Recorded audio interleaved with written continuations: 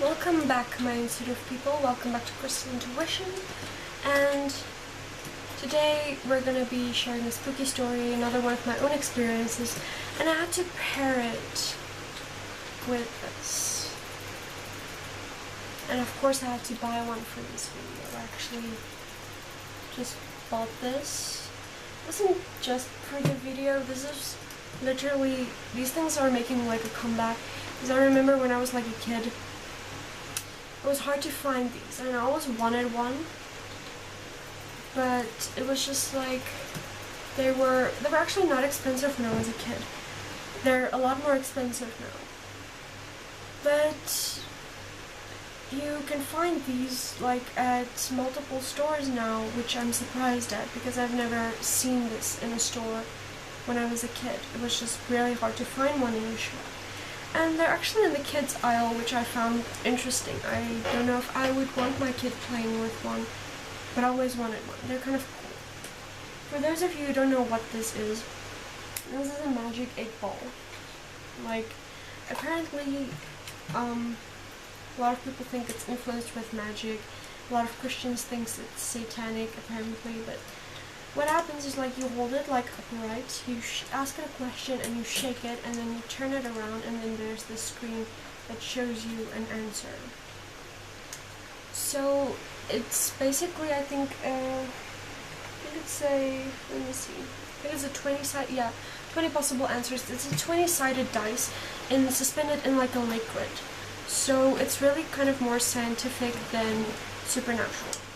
But I had a little bit of a creepy experience with one of these. Not looking exactly like this, but I had to pair it with this video. So when I was a kid, I was like probably like grade 6 around. I had this friend, we're just gonna call her Dee Dee for this video, for privacy reasons. So Dee Dee and me, we were best friends for like 2-3 years, I guess. That's most of, like, I think it was like, yeah, grade like 3, 4. It was like roughly 2 to 4 at the most years. But nevertheless, we like to have sleepovers, as girls do. So we had a sleepover at her house, and she had this like wooden little playroom built in their garden. It was quite big, and all her toys were in there. There was little like beds in there if she had like sleepovers. So she had a 8-ball toy there, but it wasn't like this. It was a square one, and it was a SpongeBob one. I believe it was a McDonald's toy. So yeah, she had that, and I thought that was really cool. We kind of played with the Barbies and stuff, and then the toy caught my attention, and we played around with it a little bit, and then the time came where we had to go sleep, and we were set to sleep in that little wooden house in their backyard. So we did so. She was fast asleep. I had a little trouble going to sleep. I can't remember why.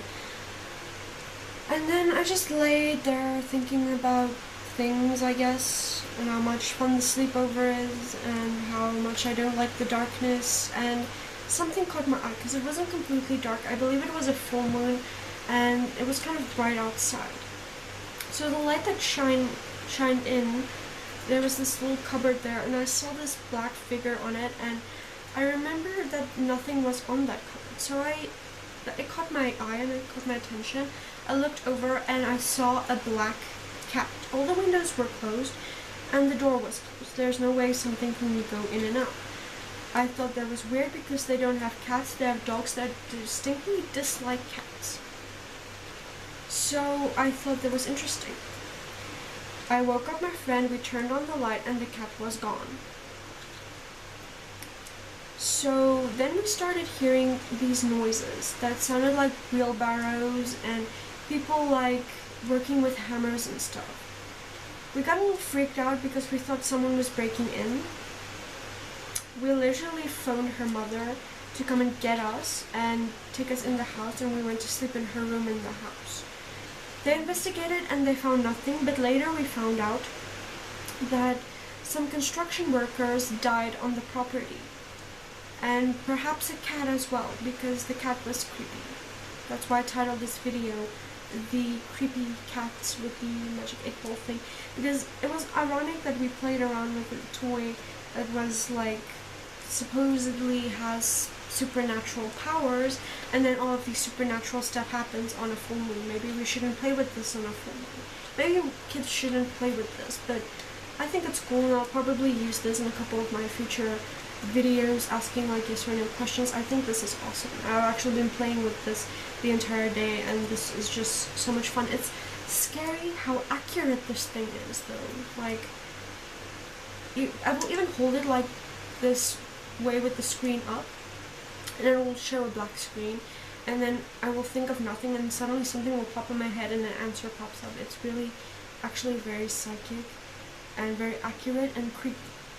But the cat thing was weird for me though, because I don't think it was a real cat, because it was a little bit like more shadowy than a solid cat. So I just found that interesting. It was one of the very rare experiences where a friend of mine also could experience the scary supernatural side of things, because naturally most of the time my friends don't believe me when I tell them stuff like that. And paranormal stuff happens to me on a regular basis since I grew up. It runs in our family. So this series will probably get dragged out a lot more.